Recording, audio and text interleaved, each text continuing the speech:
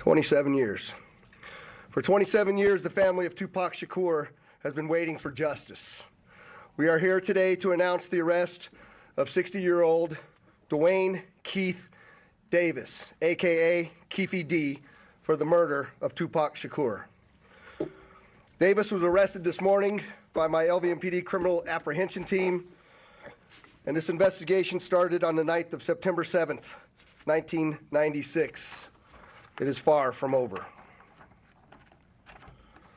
It has taken countless hours, really decades, of work by the men and women of our homicide section to get to where we are today.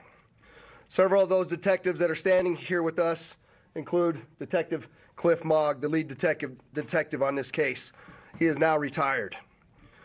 While I know there's been many people who did not believe that the murder of Tupac Shakur was important to this police department, I'm here to tell you that was simply not the case. It was not the case back then, and it is not the case today. Our goal at LVMPD has always been to hold those accountable and responsible for Tupac's violent murder accountable. Just like we do for every homicide victim in our city. Every single victim, every life that is lost is important and remains a priority to this police department.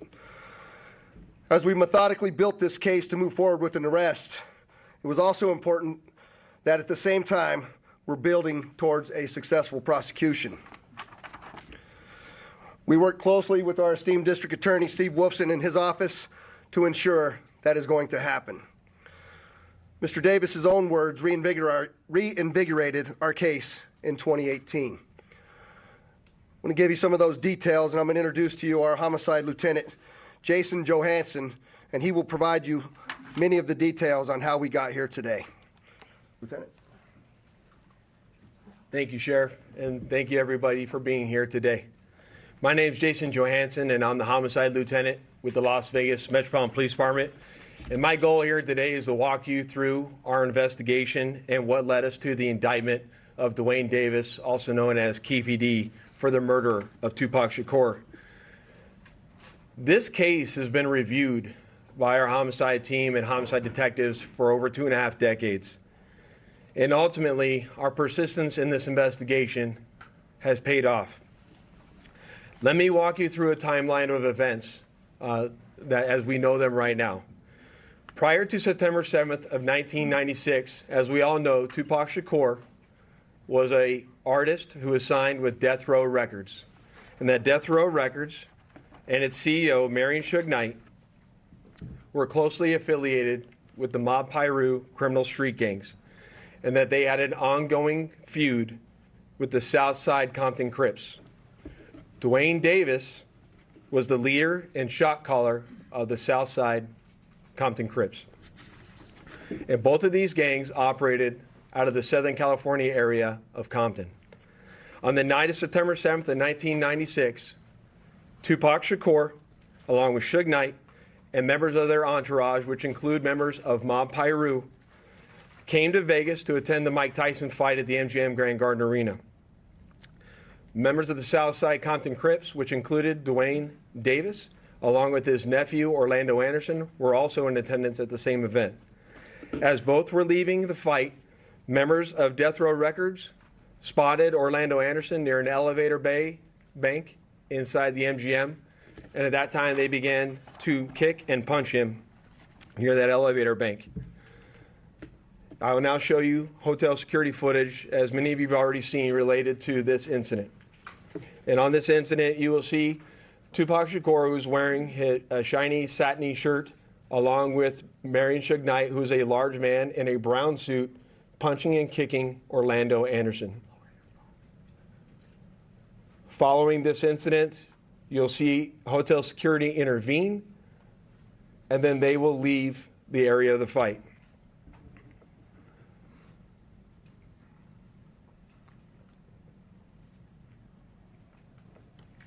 Little did anyone know that it is this incident right here that would ultimately lead to the retaliatory shooting and death of Tupac Shakur. Following this incident, Tupac and Suge Knight both left the MGM to make their way to a post-fight party, which was to occur at a local nightclub. At the same time, word had spread amongst members of the Southside Compton Crips of what had occurred inside the MGM. And then that's when Duane Davis began to devise a plan to obtain a firearm and retaliate against Suge Knight and Mr. Shakur for what occurred inside the hotel against Mr. Anderson.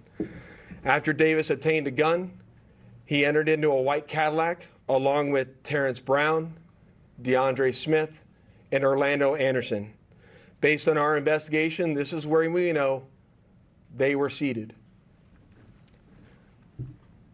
At some point in time, as they were in the white Cadillac, Mr. Davis took the gun that he had obtained and provided it to the passengers in the rear seat of the vehicle.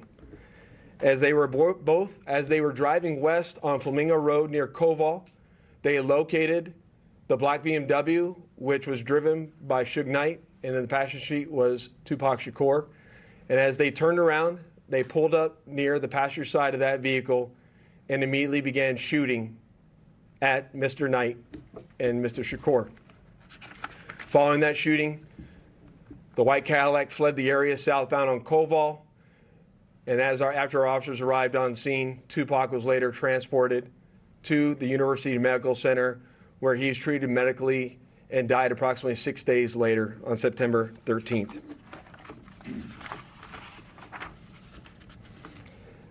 My homicide section handled this investigation from its onset and for a short amount of time. And within a short amount of time, what we knew was that we were working a gang investigation where our victims, our witnesses, and our suspects were all from Southern California and not local to Las Vegas. Within the first few months of the investigation, our detectives knew most of the information I just briefed you on. However, we never had the necessary evidence to bring this case forward and present it for criminal charges. As time went on, this case had been reviewed multiple times by different investigators assigned to my section, but it wasn't until 2018 that this case was reinvigorated as additional information came to light related to this homicide. Specifically, Duane Davis's own admissions to his involvement in this homicide investigation that he provided to numerous different media outlets. In our section, we knew at this time that this was likely our last time to take a run at this case to successfully solve this case and bring forth a criminal charge. It was at that time that this case was assigned to Cliff Mogg, a detective within my homicide section. And over the last 5 years, my section worked closely, hand in hand with the Clark County District Attorney's Office and followed a systematic investigative plan over the last 5 years. We've conducted countless interviews and corroborated numerous facts that were not only consistent with the crime scene on the night of the incident, but also corroborated and were consistent with the sequence of events that night. This ultimately led to us procuring a search warrant which was executed at Mr. Davis's residence in Henderson, Nevada. And following the execution of that search warrant, in close coordination with the District Attorney's Office, this case was presented to the grand jury, which ultimately led to Davis being indicted on charges of murder. Before I hand it off to the District Attorney's Office, I would be remiss if I didn't thank Detective Mogg and all the other detectives that were not only assigned this case and reviewed this case, but all the other detectives from other agencies that assisted us in this investigation. They know who they are, and thank you very much for all the assistance you provided. It does not go unnoticed. And lastly, one of the most important things, in my opinion, is we need to make this be a reminder that the charge of murder does not have a statute of limitations. This agency has been and is invested in solving our cold case homicides so that we can bring closure to those families and justice for those victims of homicide. And with that, I will turn it over to the Clark County District Attorney, Steve Wilson.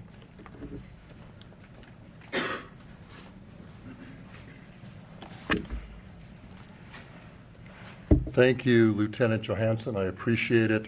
Good afternoon. I am the Las Vegas, Clark County District Attorney Steve Wolfson. It has often been said, justice delayed is justice denied. It's a quote we hear often and for many, many years when talking about our legal system, but not in this case. Today, justice will be served in the murder of Tupac Shakur. I'd like to acknowledge the relentless work of the many Las Vegas Metropolitan Police Department homicide detectives. We've mentioned Detective Cliff Mogg many times, and we can't mention his name enough. He is the detective, along with his colleagues, that brought this case here today to you. A Clark County grand jury has indicted Duane Keefe Davis with 1 count of open murder with use of a deadly weapon with a gang enhancement.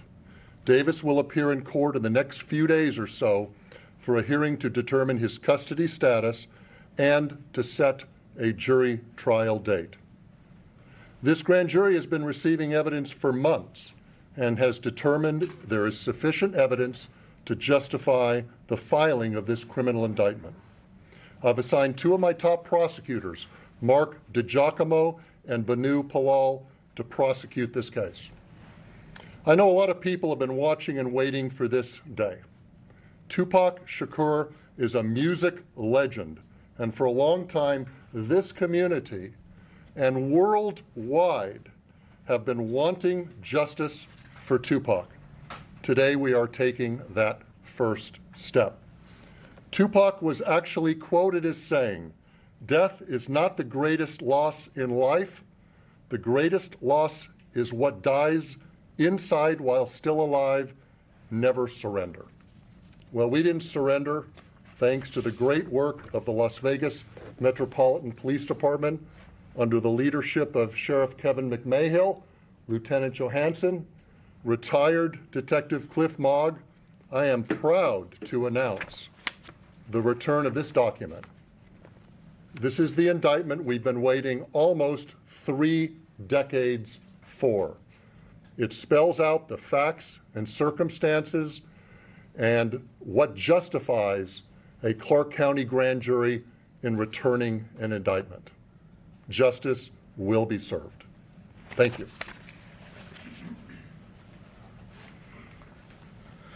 Thank you, Steve. I'd just like to say that the Las Vegas Metropolitan Police Department Homicide Section year over year solves over 90% of the homicides that occur in our jurisdiction. You won't find that anywhere else in the United States. For those family members that have lost somebody that we haven't solved that case, I want you to know, just like in this case, we're not going to give up.